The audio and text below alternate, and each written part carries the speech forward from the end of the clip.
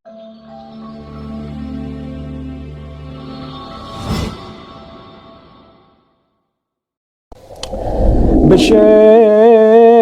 Adonai HaRahaman HaRahum Hatehillah Ledonai Rabban Ha'alamin HaRahaman HaRahum Molech Yom Haddin Otcha Abedim Ubicha Mistayim. Assalamualaikum warahmatullahi wabarakatuh. Alhamdulillah, wassalatu wassalamu ala rasulillah wa ala alihi wa ashabihi ajma'in wa amman tabi'ahum bi ihsanin ila yaumiddin, amma ba'd. Beberapa bulan yang lalu sebelum wafat Ustadz Insan Mokoginta rahimahullah, saya pernah berjumpa dengan beliau ketika beliau berkunjung ke kota Cirebon. Sebelum wafat beliau, sekitar 2 atau 3 bulan sebelum wafatnya ya, rahimahullah. Ada hal yang terkesan dari beliau, di antaranya beliau itu menginginkan sekali menyampaikan kepada saya, menginginkan untuk bisa mengkader sekitar minimal 10 orang saja dari Cirebon ini untuk beliau bisa didik, beliau bisa bina tentang masalah kristologi gitu ya, untuk lebih meningkatkan keimanan kita, semakin yakin dengan Al-Quran, kemudian juga untuk bisa juga sebagai bahan untuk berdakwah. Saya sudah senang sekali, alhamdulillah, qaddarallahu ma syafa'al, beliau meninggal dunia, dah datang ajalnya. Insyaallah Allah berikan ganjaran atas niat baiknya ya, walaupun belum terlaksana, tapi suatu niat yang baik insyaallah sudah dicatatnya sebagai satu amal soleh. Walaupun tentu juga kami berharap, artinya dari pihak-pihak yang memang berkompeten dan memiliki kelebihan dalam masalah ilmu kristologi juga barangkali juga bisa untuk meneruskan wasiat beliau ini, ataupun niat baik beliau ini untuk bisa mengadakan suatu kajian-kajian di Cirebon, pembimbingan supaya bisa artinya beramal jariah dengan berbagi ilmu. Mudah-mudahan satu harapan yang barangkali insya Allah bisa diteruskan oleh saudara-saudara kita yang lain. Itu saja harapan yang ingin saya sampaikan. Semoga Allah SWT menerima amal baik Ustadz Insan Mokoginta, mengampuni segala kesalahannya, Allah merahmatinya, dan juga memasukkan ke dalam jannahnya.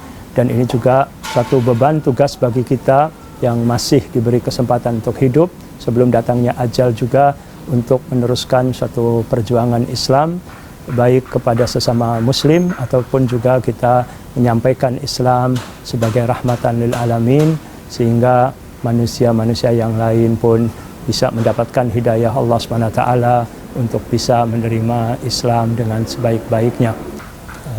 Saya Farid Qasim Anus ya, pernah ketika berkunjung ke Madinah, ke kota suci, kota Madinah, saya diperkenalkan oleh seorang teman dengan seorang anak muda berusia 24 tahun yang tinggal di daerah bernama Jizan, Arab Saudi ya. Teman saya mengatakan bahwa anak muda ini yang berusia 24 tahun ini telah mengislamkan dengan izin Allah lebih dari 1.500 orang. Saya sangat terkesan sekali dengan hasil prestasi beliau ini yang usianya relatif sangat muda. Lalu saya menanyakan lebih dahulu, apa yang memotivasi Anda sampai Anda berdakwah dan dengan izin Allah lebih dari 1.500 orang masuk Islam lewat tangan Anda.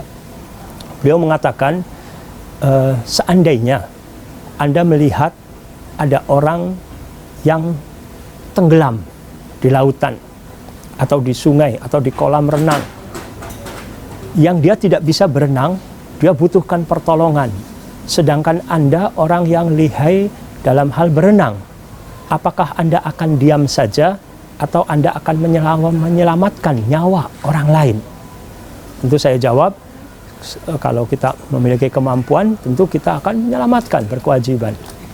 Lalu dia menyatakan lagi contoh lain, apabila terjadi kebakaran di satu rumah, Anda memiliki kemampuan untuk menyelamatkan, ada anak bayi, ada orang lain, orang tua, jompo, dan lain sebagainya yang bisa untuk diselamatkan nyawanya. Apakah Anda akan menyelamatkan? Iya, kita akan menyelamatkan. Ada rasa kemanusiaan, empati untuk membantu menyelamatkan orang lain yang sedang dalam keadaan kesulitan, dalam keadaan bahaya. Lalu dia mengatakan, itu baru urusannya menyelamatkan nyawa orang dari kematian.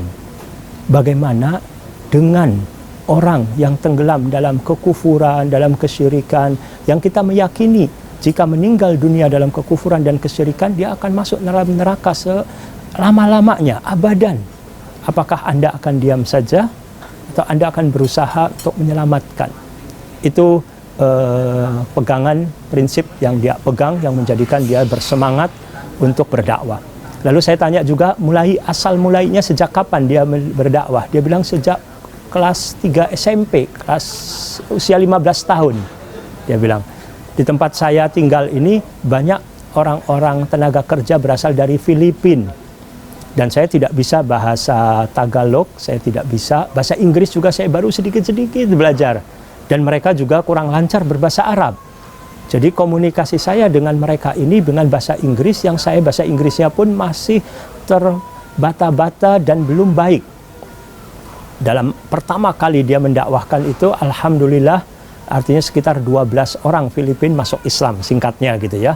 Padahal kemampuan bahasanya dia sangat terbatas sekali. Ini menunjukkan keikhlasan seseorang dalam hal berdakwah. Allah memberkahinya, menjadikan apa yang disampaikan dari hati sampai juga ke hati. Dan alhamdulillah setelah itu dia belajar, Masya Allah, ilmu bahasa Inggrisnya, ilmu agamanya, dan lain sebagainya. Sekarang Masya Allah, hampir murid-murid beliau pun yang masuk Islam lewat beliau pun menjadi pendakwah dan menjadi juru dakwah yang menjadikan minimal keluarga mereka jadi masuk Islam, teman-temannya, dan seterusnya. Luar biasa. Dan saya pun berjumpa langsung dengan salah satu murid yang masuk Islam lewat beliau gitu ya. Itu yang bisa saya ceritakan di sini. Yang intinya bahwasanya kita sebagai rasa syukur kita kepada Allah SWT, dengan Allah karuniakan kita sebagai seorang muslim, kita memiliki empati, kepedulian untuk berbuat kebaikan, untuk berdakwah gitu ya. Berdakwah itu dengan kemampuan kita masing-masing. Ada orang yang berdakwah mungkin dengan ceramah, dengan tulisan, tapi ada juga orang-orang yang lain yang mungkin belum Allah berikan kelebihan dalam hal mungkin menyampaikan ceramah ataupun menulis, tapi Allah berikan kelebihan-kelebihan yang lain, misalkan dalam materi dan lain-lain sebagainya. Maka kita harus saling bersinergi untuk saling mendukung.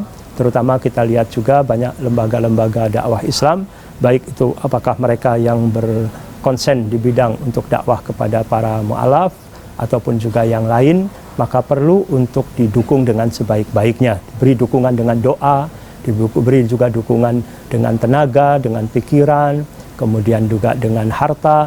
Maka insya Allah Allah akan memberkahi kita semua insya Allah. Kemudian juga saya menyampaikan dalam kesempatan ini juga, bagi lembaga-lembaga yang menjalankan tugas kebaikan ini, ingatlah bahwa ini adalah amanat yang harus dijaga dengan sebaik-baiknya. Bahwasanya amanat, kita harus meluruskan niat bahwa kita melakukan hal kebaikan ini karena Allah SWT. Orientasi kita harus akhirat, bukan orientasinya dunia, sehingga tujuan yang baik harus dilakukan dengan cara yang baik pula.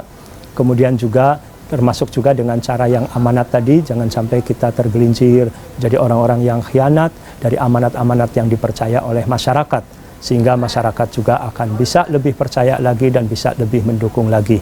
Semoga Allah SWT meluruskan niat kita, memberikan taufik kepada kita, sehingga Allah jadikan kita sebagai orang-orang yang mendapatkan hidayah dan menjadi penyebab orang lain mendapatkan hidayah Allah lewat kita, melalui kita. Wassallallahu ala nabiyina Muhammad wa ala alihi wa sahbihi wasallam wa akhiru da'wana anil hamdulillahi rabbil alamin. Assalamualaikum warahmatullahi wabarakatuh.